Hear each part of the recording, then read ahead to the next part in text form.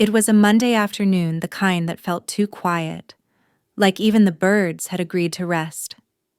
I remember the way the sunlight filtered through our thin lace curtains, casting soft patterns on the living room floor. Everything seemed ordinary. I had just set the kettle on the stove and was folding the last of the laundry when I heard the sound of a delivery truck pulling into the driveway. We weren't expecting anything. My husband, Dewey, was at the base that morning. He works in military logistics and follows a schedule tighter than a drum. I didn't think twice about the knock at the door. Just a young man in a brown uniform, smiling politely, holding out a rectangular box. "For Mrs. Lan," he said. "Sign here. It wasn't my birthday. No holiday, no special event. But the name on the label was mine, clear as day." I brought the box inside and placed it carefully on the table, eyeing it with cautious curiosity. It was wrapped in plain brown paper, the corners perfectly folded, but there was a neat little envelope taped to the top. It only said, "From Trin." My hands froze. I hadn't seen that name in years. Not written by hand, not addressed to me. Trin is my younger sister. Well, half-sister? Technically. We grew up in the same house, but not under the same roof of love. After our mother passed when I was 9, my father remarried quickly. His new wife brought Trin into the world not long after. She was always delicate, like a porcelain doll. Everyone adored her. And me, I became a shadow in my own home. The silence between Trin and me grew over time. After I married Dewey and moved to Da Nang, I stopped hearing from her altogether. No calls, no texts, not even during the funerals. When our father passed 3 years ago, she didn't show up, said she was too far. When his will was read and I received nothing, I understood her absence more clearly. I slid my finger under the envelope flap and unfolded the letter slowly. Chilan. I know I've been silent for too long. I'm not writing to make excuses. I'm writing because I've thought of you more times than I can count. I've sent something I hope you'll accept. It's not just a gift. It's a memory. And maybe a little peace. With love. Trin. I stared at the letter for a long time. My stomach felt tight, like something was caught beneath my ribs. I hadn't realized I'd sat down. I opened the box. Inside, there was a carefully folded silk scarf, our mother's scarf. Light pink, embroidered with tiny cherry blossoms, the kind she used to wear on spring mornings when she took us to the market. I hadn't seen it since I was a teenager, and beneath it, a small wooden jewelry box, the one I used to keep beside my bed, before everything changed. It still had my initials carved on the lid, shaky and uneven, carved by my younger self with a rusty nail. I didn't hear the door open behind me. Dewey had come home early. He saw the opened box, the scarf in my lap, the half-read letter. His face changed. "Where did this come from?" he asked, stepping closer. "My sister sent it," I said quietly. He picked up the envelope and looked at it again. "Trin," he repeated, like tasting a name from a bitter memory. "From Hanoi." "Yes." "Why?" He didn't answer. He walked over to the window, pulled the curtain slightly, looked outside like something might be watching. I could feel the tension rising in the room, thick like fog. "Lan," he said, his voice lower now. "There's something I need to tell you about your sister." I blinked. "What do you mean?" He reached into his bag and pulled out a folded sheet of paper. He laid it on the table, right beside the scarf. It was an internal report. I recognized the military stamp. Trin's name was on it. She was flagged. Under investigation. Something about financial activity, missing records, foreign transfers. I laughed, nervously. That can't be her. She's a writer. Or was... She teaches at a language center, I think. He didn't smile. She's been flagged under 3 different names. And this gift, it wasn't cleared. It came from a flagged address. I felt cold all over. You think she sent something dangerous? I'm not saying that, he said gently. But I can't ignore protocol. I have to report it. No. Do you please? It's just a scarf. It's our mother's scarf. But he had already stepped outside to make the call. Within the hour, 2 men from the base arrived. Calm, quiet, respectful, but serious. They placed the box in a sealed bag, took photos, asked me questions like, "Have you received contact from her before this? Did you open anything else?" I answered everything. My hands trembled the whole time. When they left, the house felt different. Still the same walls, the same quiet air, but something had been shaken loose. Something I had kept buried for a long time. Later that night, I sat alone at the kitchen table. The scarf was gone. The box was gone. Even the letter. Dewey said it would all be reviewed and returned. But I didn't believe it.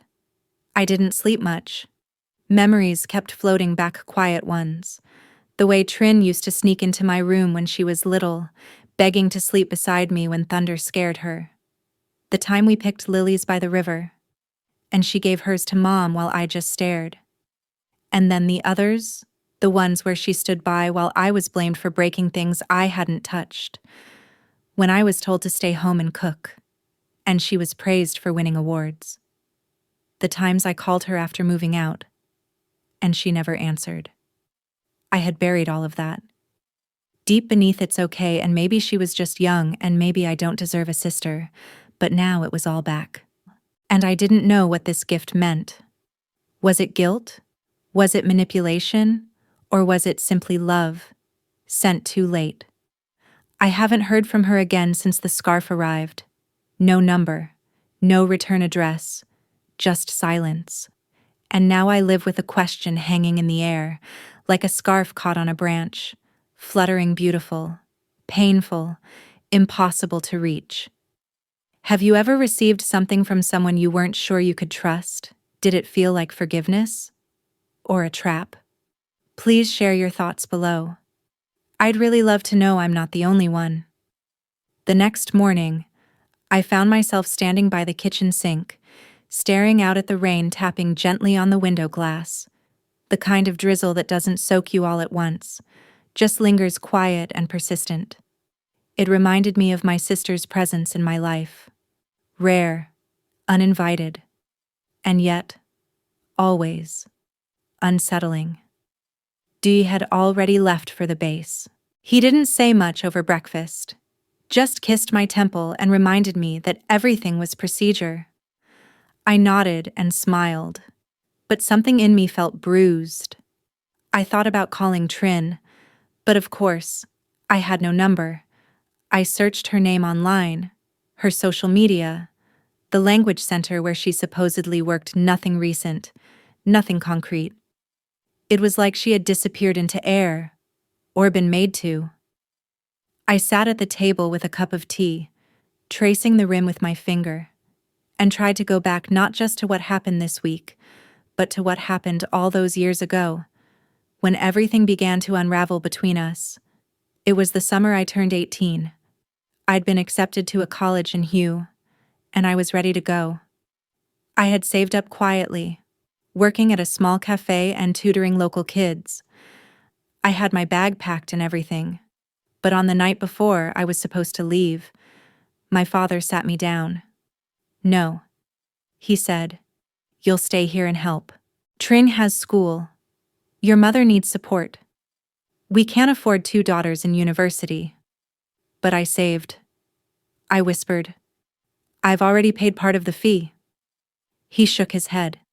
"It's not about money. It's about responsibility."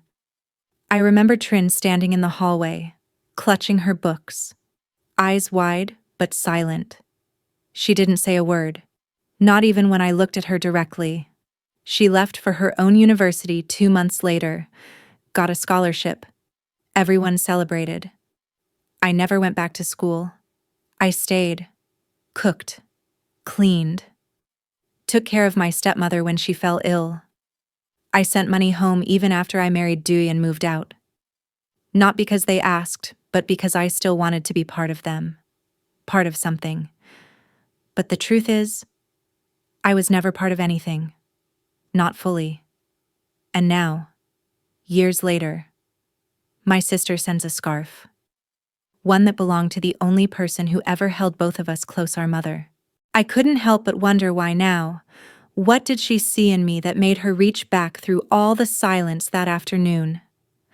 I visited the little temple 2 streets away, not for any ceremony, just for peace. The woman there, an old nun with quiet eyes, offered me tea and asked nothing.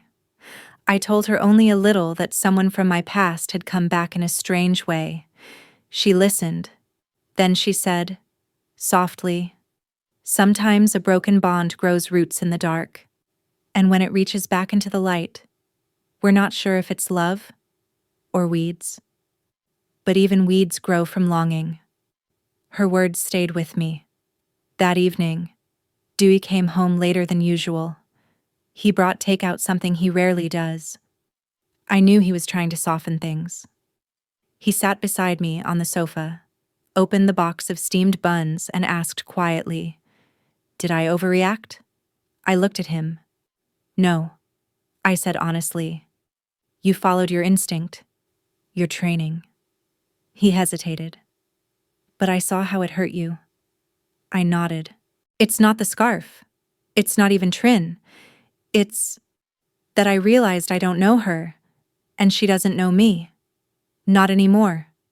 Maybe not ever." He took my hand.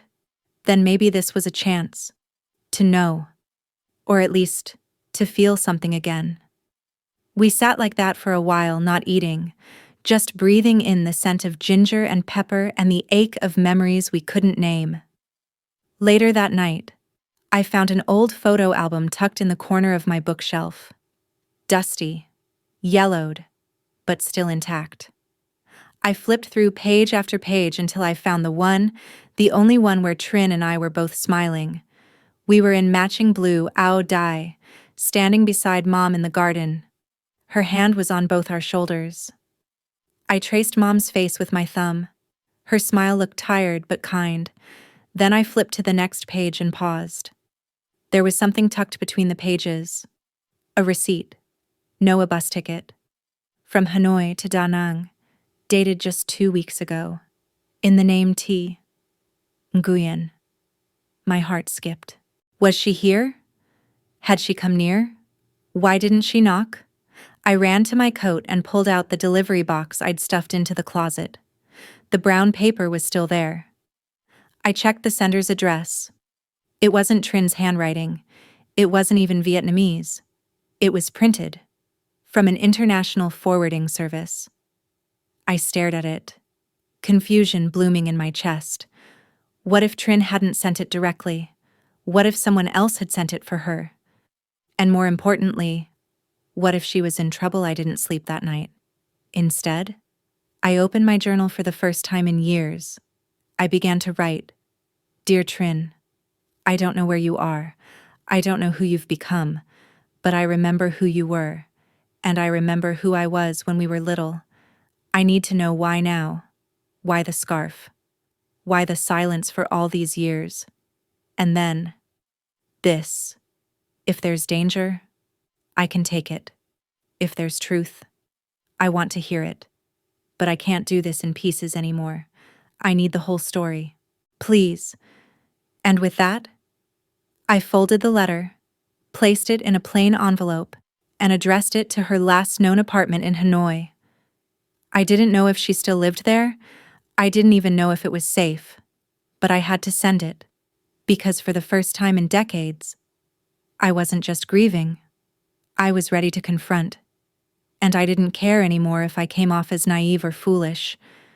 Sometimes, all we have left is the courage to ask the questions we once buried. Even if we get no reply. Even if what comes back changes everything. Have you ever had to face someone from your past, not knowing if it would bring healing or more pain? What would you write if you could ask them just one thing? 3 days passed. Nothing came in the mail. No calls. No signs. Just the quiet hum of daily life and my thoughts, which seemed to grow louder each evening, especially when the house went still. I found myself lingering near the gate more than usual, as if she might appear out of nowhere. I even asked the neighborhood delivery man, shyly, if he remembered the person who dropped off the package. He scratched his head, smiled politely, and said, "Just a courier van. Chi. One of those big company ones. No one unusual." The silence was almost worse than if I'd received a harsh reply. At least that would have meant something. That morning, while watering the small potted orchids on our balcony, I spotted something unusual on the far corner of the railing. A folded piece of paper tucked under the edge of the clay saucer. My hands trembled as I opened it. It wasn't a letter. It was a photocopy of a passport. Trin's, under a different name. And below it, scribbled in hurried handwriting, "I didn't send the gift to trap you, but they were watching. I thought you might still recognize something that was ours. Please, don't contact me directly again. Keep the scarf if they return it. That was for you. T." I sat down right there on the tiles, knees weak, heart pounding. I read it again and again. The message wasn't sentimental. It was cautious, controlled, like someone trying to whisper through a crack in a wall, careful not to make too much noise. Was my sister on the run? Or was she hiding from something even worse I couldn't ask Dewey? He had already treated the first package like a potential threat. How could I tell him I had just received a second, secret one?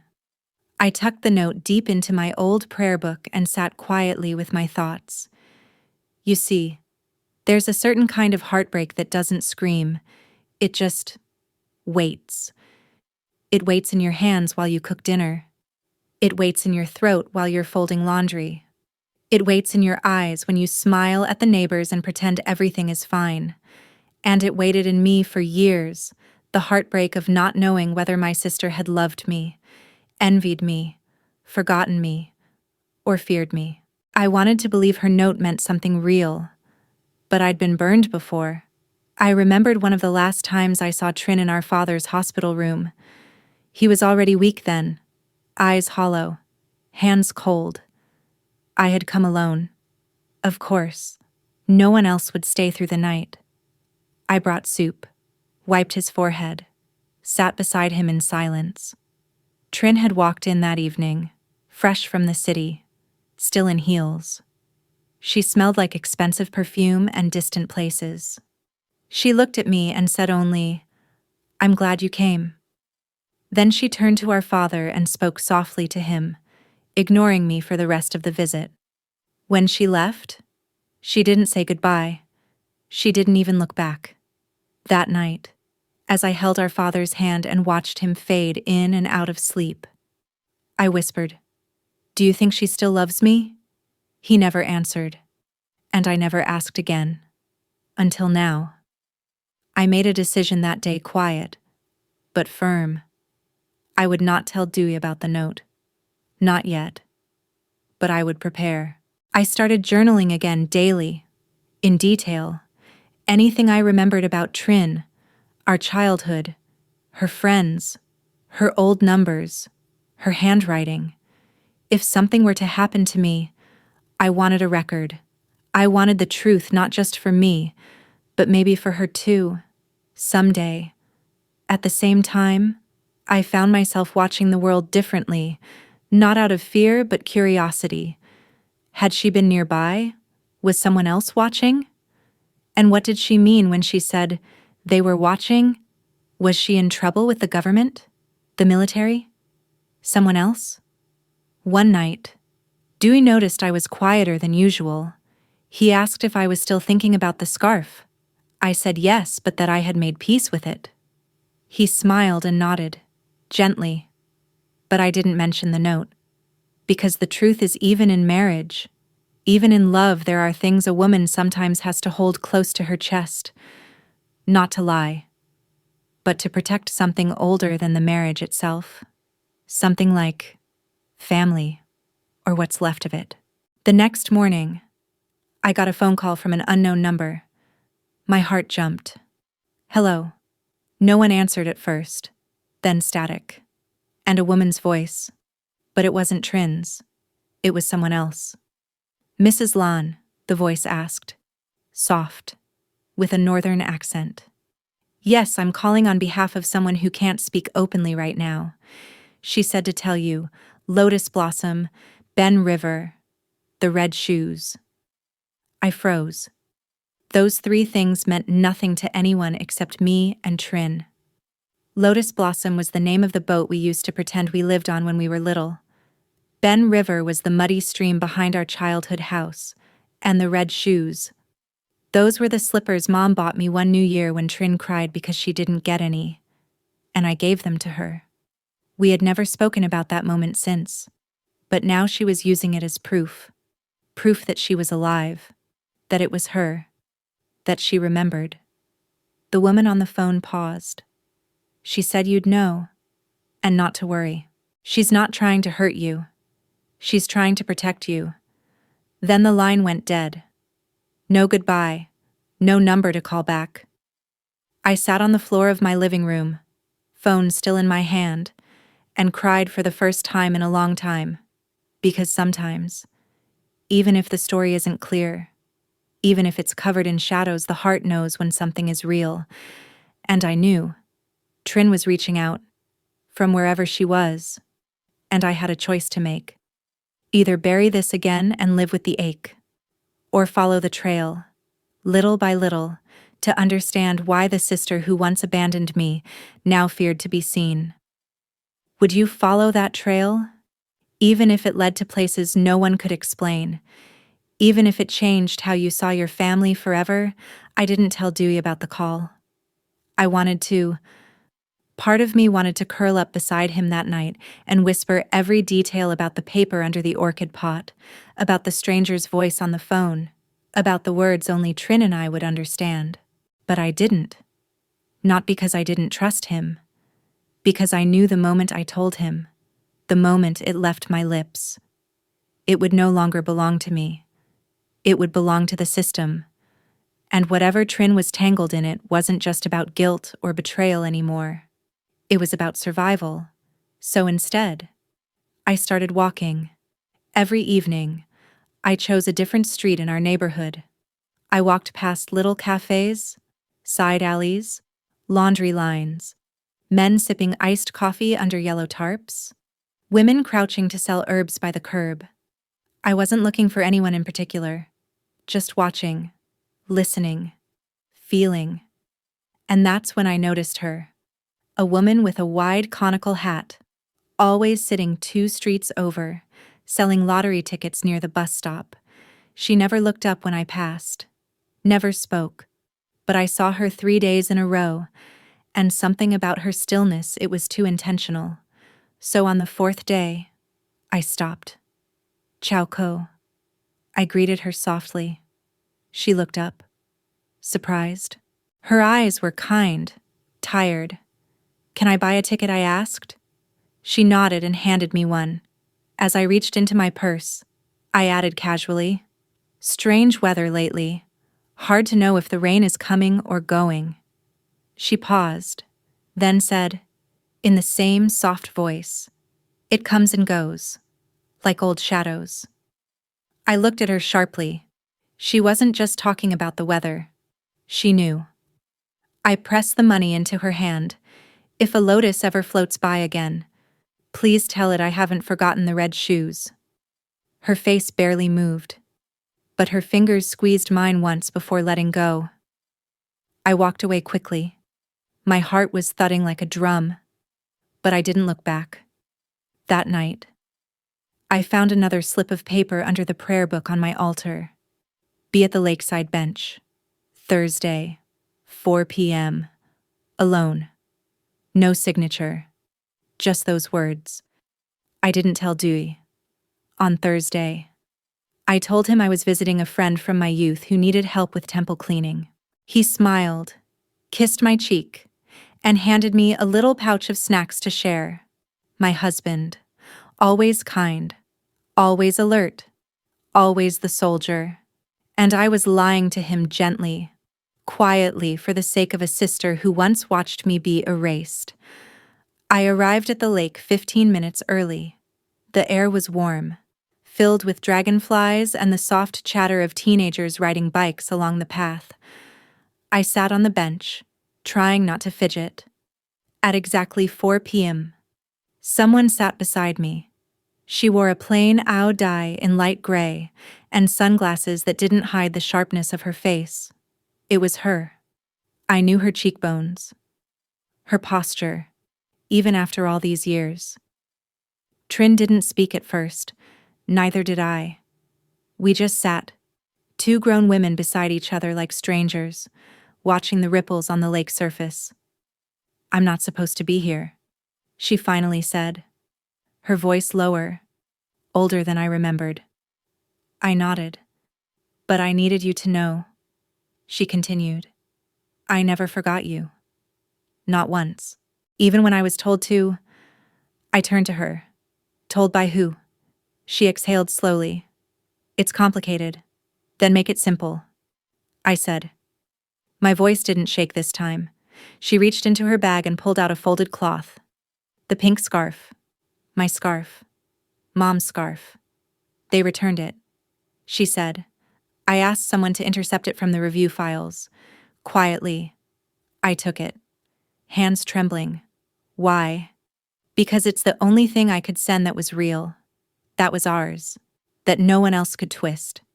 Tears welled in my eyes. "But what is this?" "Trin," I asked. "What are you running from?" She glanced sideways. "Let's just say I trusted the wrong people. And once you're in, it's hard to get out."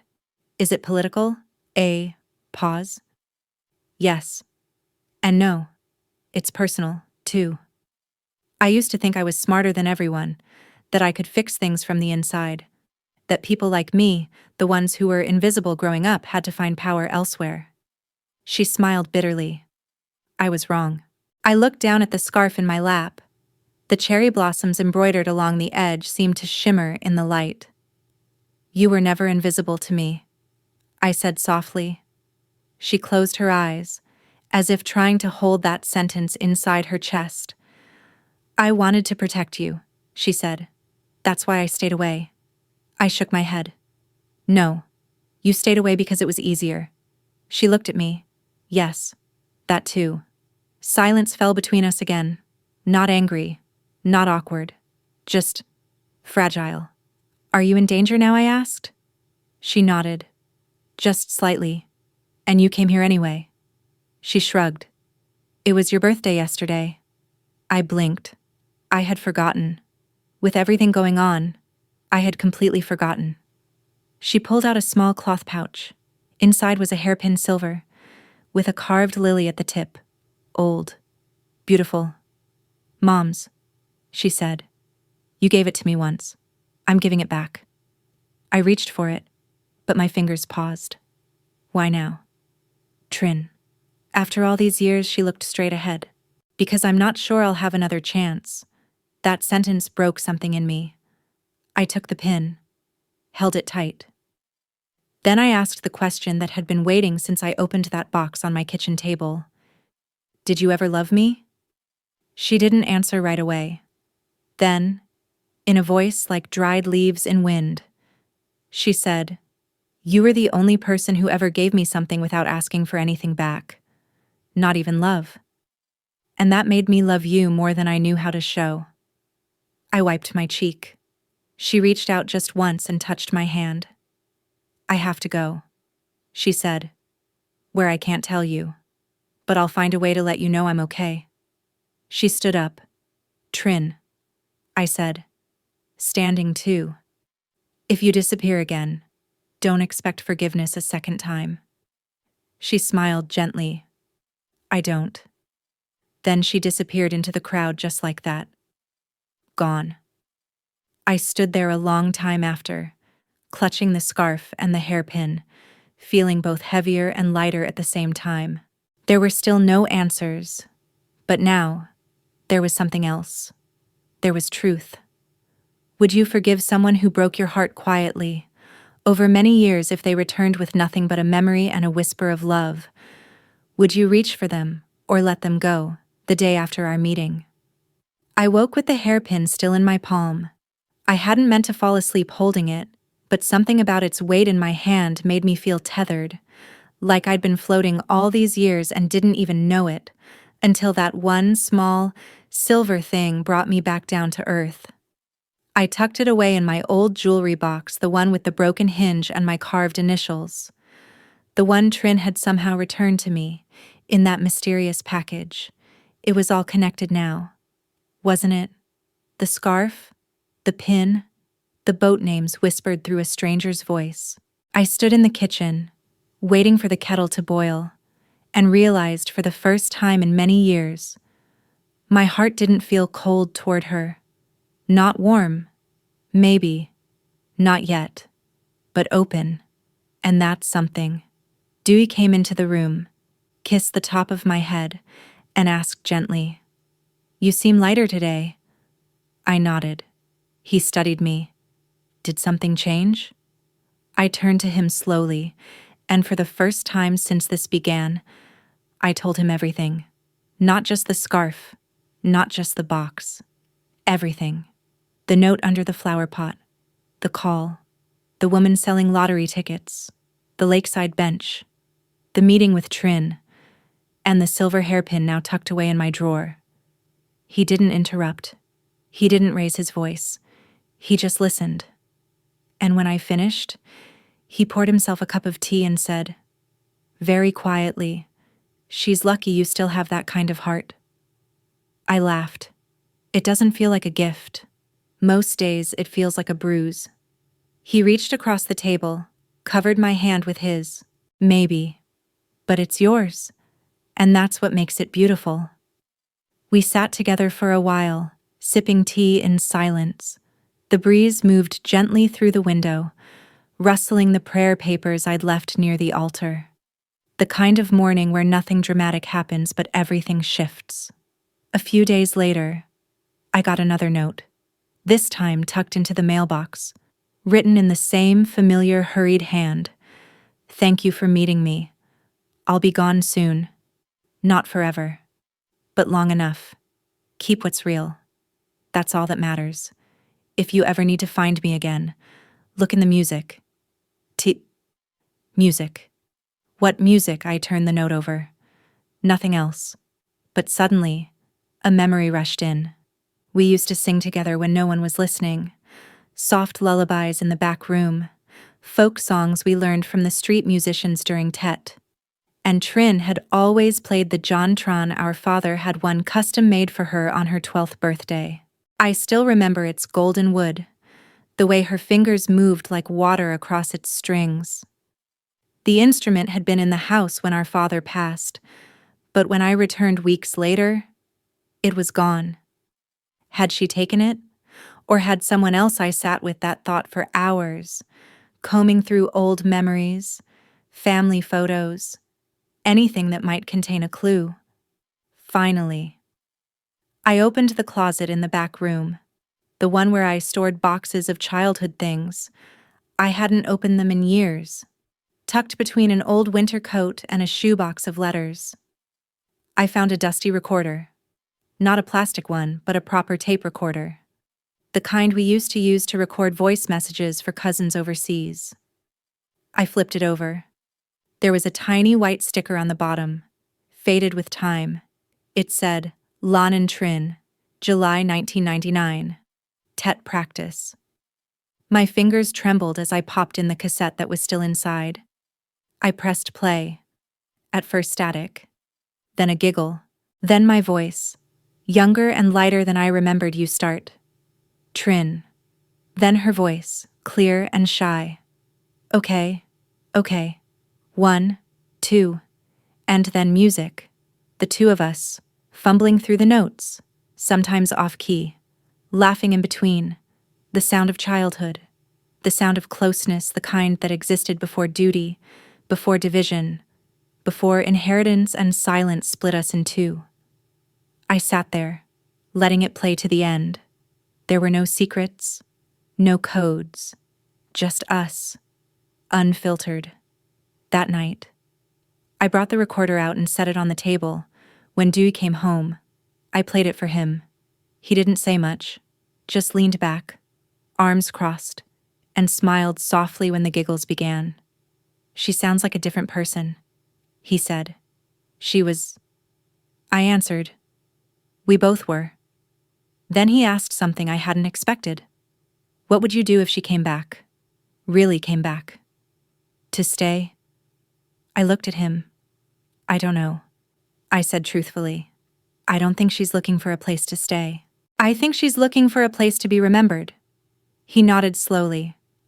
"Aren't we all the following weekend?" I went to our old neighborhood in the north, the one where Trin and I grew up.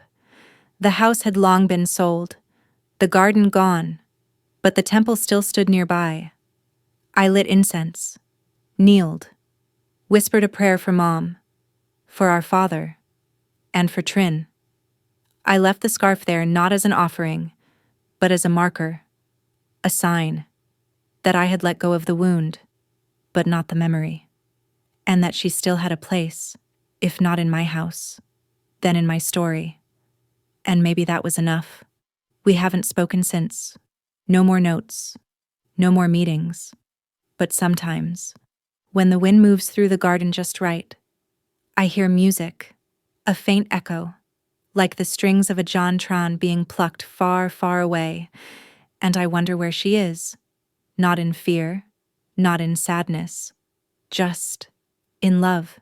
Because some sisters return to you through airports and hugs, and some through silence and time. Would you open your heart to someone like that again? Even if it hurt, even if the ending might not come. The seasons shifted not with grand events, but with the gentle, unnoticed passing of days. Our garden bloomed again.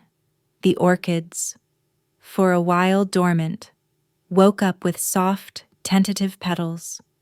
I took to sitting with them each morning, watering, pruning, talking to them like old friends. Dewey laughed when he caught me once, saying, "You talk to those flowers more than you talk to me." I smiled back. They don't interrupt. But the truth was, I had grown quieter. Not sad, not angry, just reflective. It had been almost 4 months since I last saw Trin. Since she pressed that silver hairpin into my palm, since her scent lavender and wood smoke still clung to my sleeve for hours after she disappeared into the crowd. Some nights I dreamed of her, not in danger, not running, just the two of us, in our mother's garden, chasing butterflies with our bare hands, her laughter echoing off the stone path.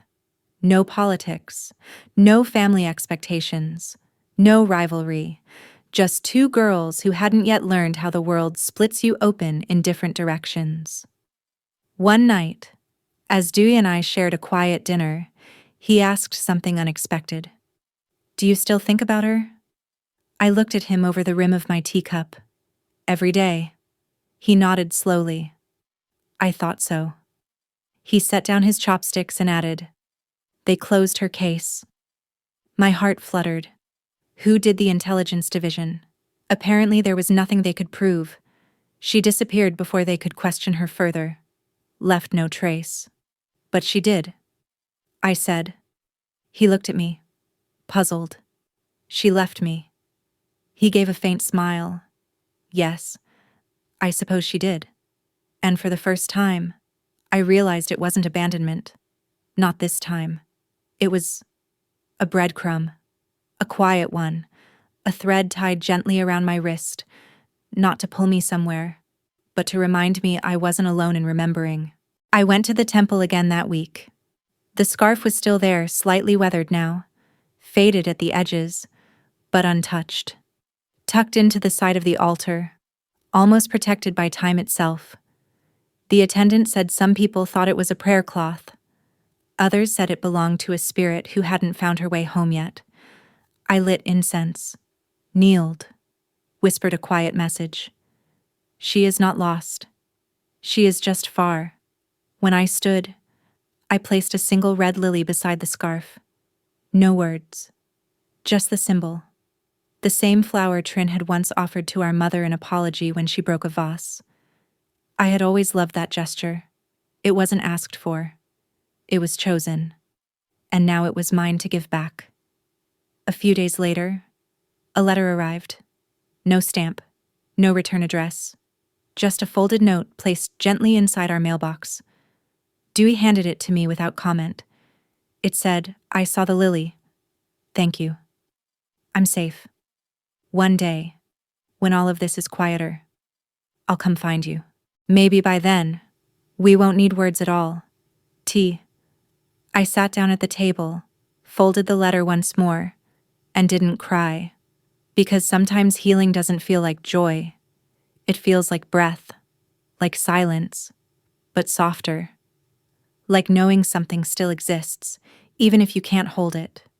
That evening, as Di and I walked the neighborhood together, I caught sight of the lottery woman again. She was seated in her usual spot, hat shading her face, selling her tickets. When we passed, I slowed just enough to glance at her, not to ask anything, not to say hello, just to see. She didn't speak either, but she gave a slight nod, almost imperceptible, and I returned it. That was enough. That night, as I lay in bed, the wind carried in the scent of rain. I watched the ceiling quietly, tracing the familiar cracks with my eyes. Dewey reached for my hand in the dark. "You okay?" he whispered. "Yes," I said. Then I added, "Do you think we ever really stop belonging to the people who hurt us?" He didn't answer right away. Then he said, "No, but I think we choose how we carry them and how we let them carry us." I whispered back. Silence. Then the softest squeeze of my hand. Outside. The rain began to fall. Not heavy, just steady.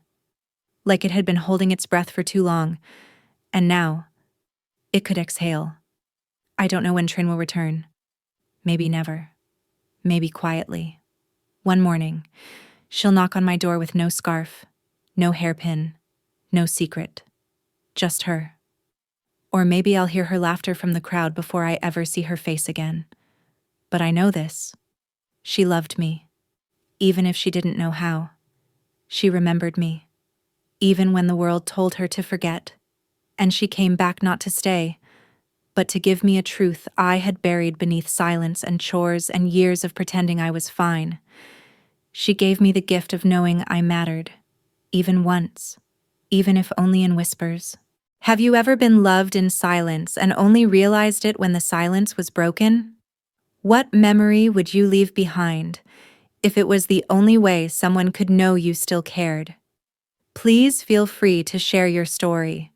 Somewhere out there, someone might be waiting for it. It's been over a year now. The scarf is back on my shelf clean, folded neatly, resting in a glass box I had made at the local frame shop. I placed it on the altar beside Mom's photo. Not as a shrine, but as a symbol. A quiet acknowledgement that some stories don't end in reunion, but in recognition. Every Sunday, I still visit the little temple down the road. I bring fresh lilies, always red, and sometimes, if I'm feeling bold, a small cassette player with our old Tet song. I let it play softly near the incense burner while I close my eyes and listen. The nun there smiles when she sees me now. She knows I'm not there to pray for change. I'm there to remember without bitterness. That's a very different kind of peace. Dewey asks about her now and then. Gently, once, he asked if I ever wished I had told the military everything, sent the notes, exposed the truth. I told him no. I told him I didn't want to be remembered as someone who erased the last bridge left between two people who once held hands in the dark. Because when the world wants to divide you, when it turns your name into a file and your story into a report, You fight by remembering the details no one else bothers to keep, like the sound of your sister humming, the smell of steamed sweet rice in the kitchen, the way she called your name differently than everyone else, just a little faster, a little higher, like it still meant something. There are days I still look for her, in crowded markets, in the shadows of alleyways, in the woman across the street wearing a similar dye, but I don't ache for her like I used to. I ache with her. That's a quieter kind of grief, and a gentler kind of love. 2 months ago, I received one final envelope. Small, cream-colored, no address. Inside was a postcard. It was a painting the lotus pond near our childhood home, but not how it looks now. How it looked then. Full of green leaves, pale blossoms, sunlight glinting off the water. Untouched. Perfect. On the back. Just one sentence. I still hum the old songs when the night gets too quiet. T. That was it. No explanation. No promises. And yet, it felt like the most honest thing she'd ever given me. Dewey framed it for me. Hung it beside the back door, where the evening light hits. Sometimes I pause before stepping out to the garden and just look at it. I imagine her somewhere far away, safe, still humming, still remembering. People often ask what family means. Is it blood obligation proximity?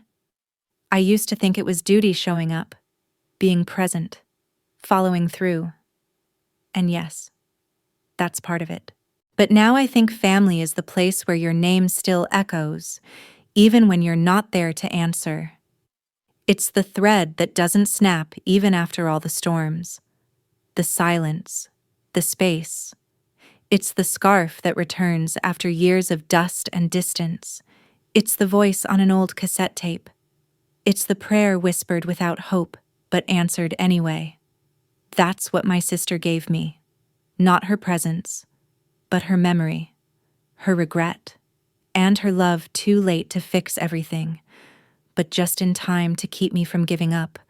I've since learned that not every wound needs a cure. Some just need a witness. And not every relationship has to be salvaged to be sacred. Some simply need to be seen for what they were, what they weren't, and what they still quietly offer, even in absence. I write this now because maybe, somewhere out there, someone else is holding a scarf, or a letter, or a memory that won't sit still. Maybe you've been hurt by someone you once called family. Maybe you've been waiting for a door to open, for a call to come through, for a voice to whisper your name again. Maybe that silence has started to sound permanent, but I want to tell you gently, truthfully, sometimes love comes back in disguise. It doesn't always look like forgiveness. Sometimes it looks like a coded postcard, or a scarf wrapped in brown paper, or a song you used to sing when no one else listened. And when it does come back, even just once, you'll know. Not because it makes sense, but because your heart will finally exhale after holding its breath for years. So if you're waiting, keep the scarf, keep the cassette, keep the empty seat at your table, not because they'll return, but because that memory makes you softer, and softness is never weakness. Softness is survival. Softness is knowing you can love, even in silence. Have you ever carried someone in your heart longer than they deserved, only to realize it wasn't about them anymore? Have you ever forgiven someone, not because they asked, but because you needed the weight to fall away? If you have, you're not alone. There's power in your remembering. There's strength in your softness. There's meaning, even in the unanswered gifts. Thank you for listening to my story. And if yours is still unfolding, I hope the next page brings you peace.